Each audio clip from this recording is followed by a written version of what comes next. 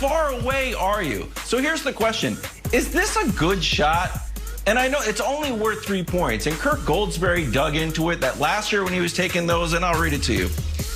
On the ensuing possessions, as those defenses turn into offenses, they rack up a wild 127 points per 100 possessions. That's not good. So when Trae Young misses one of these, it's just off to the races. So I don't know if this is a good shot. It's good for Instagram, but I literally have no clue whether Trae Young should be taking these. It's a good to watch, and it expands the defense. The question is, is there a whole new rebounding? Wilds, it's tell that to Dame Lillard. Oh, you sound like Paul George. You sound like Paul George and Dame Lillard now. Okay. You and Paul George now. Buddy. Not a good shot. He's beyond half court, buddy. Wild's like, I don't know if he's beyond half court shots or good shots. They're not good shots. Good for Dame. So tonight on the Road Trippin' podcast, LeBron's going to do his first extended interview post-championship. Richard Jefferson, Allie Clifton, shout out to them. With a little sneak preview of this, he mentions the addition of Marc Gasol, and he says Marc Gasol has in his house my Defensive Player of the Year award. This bothers LeBron more than he's ever let on, but maybe he's finally letting on. In 2013, Marc Gasol was essentially third-team all-defense at center, yet somehow won Defensive Player of the Year, which denied LeBron the only trophy he hasn't won in the NBA. I'm excited to listen to the podcast. I'm also excited to see if LeBron elaborates on how he's going to get that trophy back, since he rightfully should have won it in 2013, Jenna. All right, do you know why I love Tom Brady? Do you know why I love Bill Belichick? Because he speaks volumes without using words. Because he says things without saying things. Hey, how's Cam Newton playing? We're just focused on week 12. Now you know how Cam Newton's playing because you can read into Bill Belichick.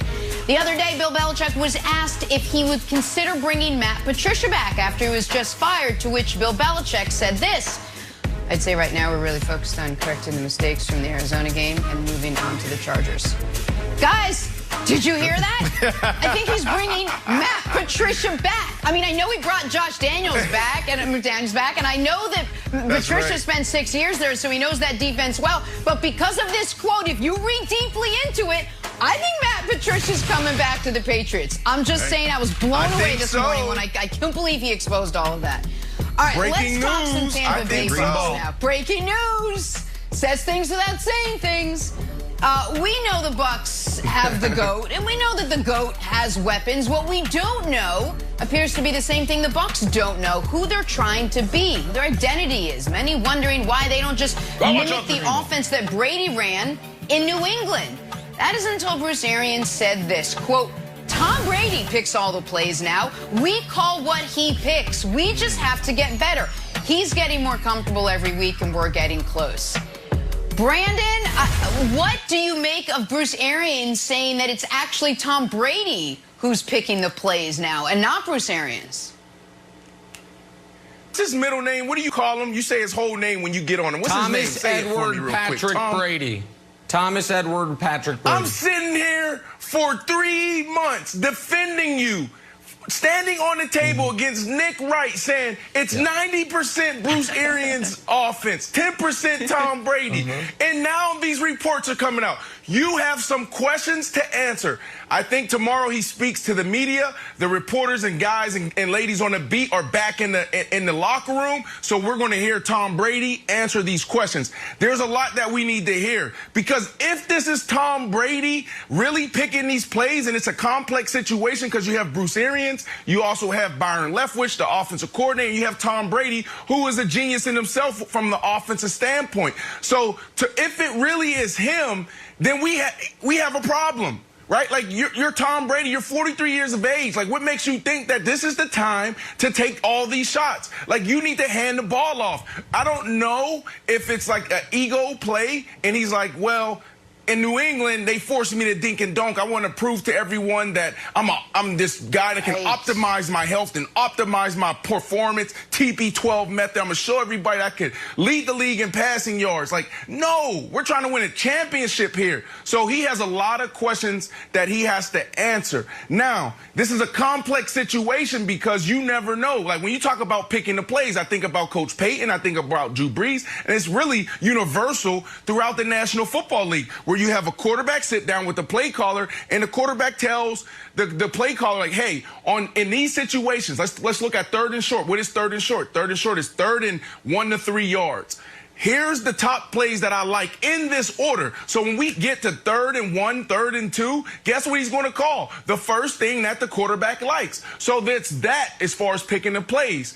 But now when we go to the field, is Tom Brady actually going out there and orchestrating this whole thing? Like, look, let's get into this run play. Let's get into this pass play. We don't know that. So there's a lot of things that needs to come out, Nick, before I can really jump down his throat.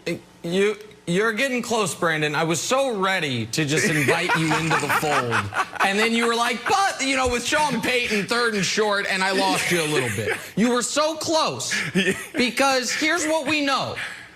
We know Tom Brady picked the Tampa Bay Bucks. Vegas wanted him. I think the Chargers would have taken him. The Colts definitely would have taken him. Colts, great offensive line, good defense. Just hand it off, Tommy. Make a few plays. Nope. Fun and gun. No risk it, no biscuit. Mike Evans, Chris Godwin, warm weather Tampa, Gronkaneers. We know he picked that. We know he picked Gronk. We know beyond a shadow of a doubt when maybe the team needed to focus on running more, he made them sign Antonio Brown. Something that the head coach, Bruce Arians, months before had said they absolutely would not do. All of a sudden, they're doing it. So why would he not be the one saying, let's run this type of offense? He went down there to run this type of offense. He went down there because 2019, we were told, and it sure seems like Brady felt, was not his fault. Lack of weapons, lack of creativity, lack of talent. It wasn't me, it was you. So now I will go somewhere else where those issues are solved, and you're going to see me bask in the glory of the most losses through 12 weeks that I've had since 09, and the most picks through 12 weeks that I've had since 06, and a team that is hanging on to a wild card spot by the skin of its teeth, and a coach who is not going to abide being blamed for all of this anymore. I mean, if Arians was feeling like this before the game, imagine once he hears the 3-hour Tony Romo love fest for Brady and just annihilation of Bruce Arians that broadcast was. So, Wilds, Bruce Arians ain't here for this. Listen, Tom Brady has been given immense power, and this is what it's looked like so far. All right, so the question is this, and Jenna, it's going to be a reference to your Bill Belichick quote.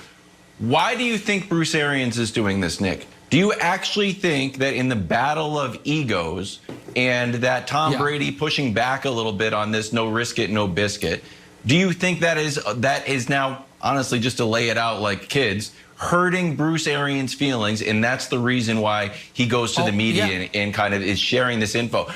He's not under truth serum. He doesn't have to say any of this, none of it, but he's volunteering it, and I don't know why. Here's why. Because while Tom Brady's legacy is totally secure, written in stone, the GOAT of all GOATs, Bruce Arians is still writing his. And Bruce Arians knows, hey, when did Big Ben have the best stretch of his career? With me. When did Carson Palmer go from a guy who's bouncing around the league to MVP candidate? With me. Jameis Winston evidently can't even beat out Taysom Hill. He threw for 5,000 yards with me. And now the entire narrative on every show and every Bucs game is the good plays are Tom, the bad plays are me.